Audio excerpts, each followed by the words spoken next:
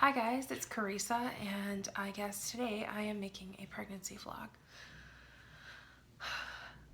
This feels super premature because today I believe I'm 5 weeks and 3 days. I'm not sure. I think it's either 2 or 3 days. I'm trying to keep a really level head about this, and truthfully, the Zoloft my OB put me on is definitely helping also, because I feel very I don't feel it yet, I guess. I realized really early on that I was pregnant, and I had confirmation of it really early. I don't even think I was 4 weeks yet, technically, when I took my pregnancy test. Cycle day 1 prior to the positive test was March 22nd, and on April 16th, I had a positive test, and my cycle wasn't supposed to start until Wednesday the 20th. So I did find out really early, and it's the strangest thing because I just knew that I was going to get a positive test when I woke up that morning. And it's funny because even for probably 3 or 4 days before that, I was suspicious that I could be pregnant. After having the positive test on the 16th, and it was very faint, but considering how early it was, and that I hadn't even missed a period yet, I was happy with that. And then I had already scheduled last year my annual with my OBGYN for the 18th. So I think that was that Monday. And when I went in, I let them know that I had a positive test at home, and they did also obviously take a test there for themselves. And he sent me to a lab for some blood work, and I repeated that every 48 hours 4 or 5 times until they could verify that my numbers were rising regularly. My numbers were, in my opinion, kind of low, at least for me and my history, but they were doubling, and that's all that matters. So I think my first number was 87, and again, that was before I even missed my period, so I guess that's not that low. And it kept doubling from there. I also ended up seeing my fertility clinic that I had previously gone to for IVF. And that's because my OB does not really do anything with intralipids or natural killer cell testing. He considers that to be kind of new science and kind of out there, and doesn't completely discredit it, but he's made it clear. And I also spoke with one of his nurses in case things changed, but he's made it clear that that's not really something that they get into. So I checked with them to make sure it wasn't an unethical thing or anything to be seen by 2 different places at once, and they said it was fine. And the nurse actually kind of acted like, "Oh, you could do your, your rain dance, whatever you're gonna do. I don't care. It's inconsequential, basically." So I called the fertility center, and it was a little stressful to have so many appointments and so much going on at once, but it also was kind of a dream come true, honestly, because the wait between appointments and blood work numbers can be really frustrating and stressful, especially if you've experienced early pregnancy loss like we have. So it sucks. It really sucks because you want so badly to be happy, but just getting a positive test is not enough anymore when you've had multiple miscarriages. So we just remained as positive as we could, and honestly, Mike and I didn't talk about it at all. We really don't talk about it. And it's not because we're not happy, and it's not because we don't appreciate it at all. It's just really scary. So I had intralipids last week, and I'm going again tomorrow. And my gynecologist asked me, do you want to be seen when it's too early probably to tell, or do you want to come in when you know for sure we will see something? And I told him, just because of my history with the corneal ectopic, I really wanted to come in as early as possible to make sure at least if there was anything I needed or if there was anything going wrong, we would have eyes on it early. He said he completely understood, and I went in today. We did see a sac, and they gave me a picture, which I've never been given a picture before, so that's a good start.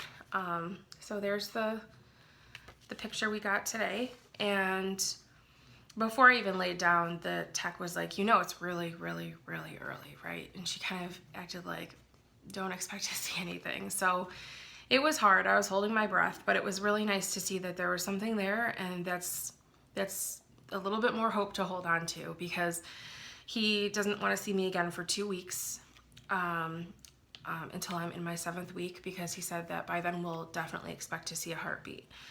So that is comforting, but I also am sure that I'll have ultrasounds with my fertility center in between then. I'm supposed to have one tomorrow with them, even though it's going to be kind of a repeat of what I saw today. But they'll probably see me once a week, whereas this doctor won't see me again until the 2-week mark from now, which is fine. He's really great, though. He has been very sensitive to everything. He answers all of my questions and really wants to make sure that if there's anything that we're worried about or that we feel like we might need between now and then, that we felt like we could ask him. And I asked him if I should be on estrogen. He said not in this circumstance, I wouldn't, but I have in the past, so that's why I was curious. I am on progesterone and Lovenox, as well as the intralipids, and I'm trying really, really hard to, I guess I'm not prepared. I know about a handful of things that you shouldn't have when you're pregnant, like deli meats, and which I don't even eat that much of anyway, but deli meats and like unpasteurized things, which I was having apple cider vinegar every day, and I had to get a pasteurized version of that because I still like to have that. And I didn't realize that basically all of the things that I was doing to help myself get pregnant with my diet and with my supplements were things that once I became pregnant, I had to immediately stop. So I think finding out really early was great for me, in the sense that I could sort of put a halt to all of those things that I was doing as part of a regular daily routine and work on making the appropriate changes. But it was overwhelming, because for a while I felt like, and I still do it, I had to Google everything before I took a bite of it or a sip of it, because I didn't know if it was okay. But I've done a lot differently this time, and in the past I had stopped working so that I could really rest and relax, and this time I've kept working straight through. And there have been days when that was tough just because of how I was feeling, but for the most part I feel really good. And it is scary because I barely have any side effects anymore. Any of the symptoms that I was experiencing at first have kind of gone away, but there wasn't much to begin with. I wasn't experiencing nausea really, but I was feeling sort of uneasy, like a nervous stomach, and it would go away after I had eaten for like 10 to 20 minutes and then come back. And I had a lot of breast and nipple tenderness, but that's pretty much gone.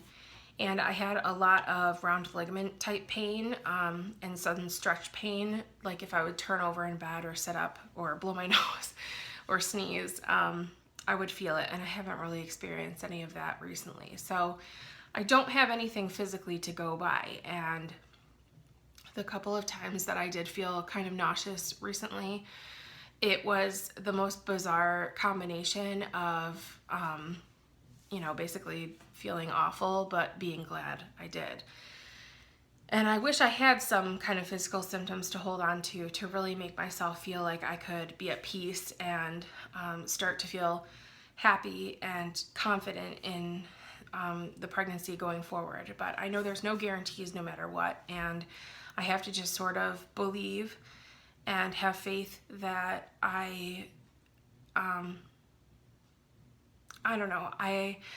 I've been trying to say to myself, because I hit like a scary point at least once a day, usually just about once a day. It starts to kind of build up, and I just say to myself, today I am pregnant, and I just try really hard to not let that go into a whole slew of scary thoughts from there. We got pregnant naturally, and I can't be more grateful for that, obviously, than I am. That's something that a few years ago we really didn't think was possible. And I was tracking, but we weren't really trying. And I was trying to lose weight in preparation to have a surgery down the road before IVF, because I canceled my laparoscopy, hysteroscopy, because I just didn't feel ready. I kept feeling panicked about it. I just didn't feel right. And I think there's a real difference between feeling nervous about something and just having like a nagging feeling that your intuition is really telling you not to do it. And I thought, I'm not at the weight that I want to be at to start pursuing those things. And I know I'm not getting any younger, but I think being healthier matters so much more than a couple of years being added to my age. So I really wanted to put forth a huge effort to get into a better physical shape for that. And in the process, I did become pregnant. So I can thank my diet and my mindset for that a lot, I think. But now what I'm trying to do is just get through every day with still having a really positive and centered frame of mind, and not feel too excited and feel like I need to celebrate prematurely, and also not feel completely devastated and terrified the entire time, because I've definitely done that in the past. If you end up seeing this, I'm sure we will have confirmed pregnancy by that point, or I will have to share some bad news with you guys and decide that I want to share this as well, I guess. I'm not sure.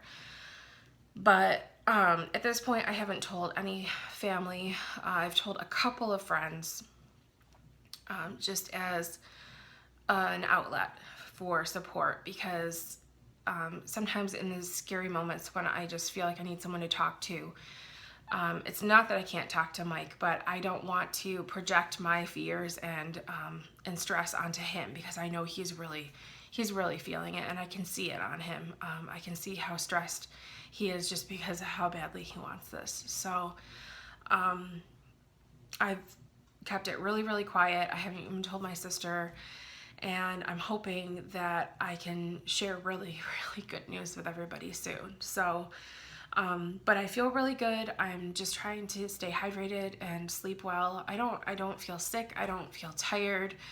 And it sounds like a strange thing to wish for those things, but I'm definitely kind of fingers crossed hoping I get to that point. So I just wanted to thank you guys for watching this, and for anybody who's been reaching out to me to see how I've been doing. I really appreciate it. I got a lot of negative feedback. Well, I shouldn't say that. I got a lot of positive feedback from people in my video before my surgery, but honestly, I got some really ugly messages from people as well. And it was incredibly hurtful, because I could tell some of them were people that I knew who were just trying to say something anonymously to hurt me, or just tell me how they really feel when they can't normally do it. So I felt like I needed to take a step back from all of it, and I really didn't want to address it. But thank you so much to all of you who've been supporting me for so long, and hopefully if you are seeing this, you're seeing this on the other side of some really happy things. So thank you, and hopefully I will talk to you very soon.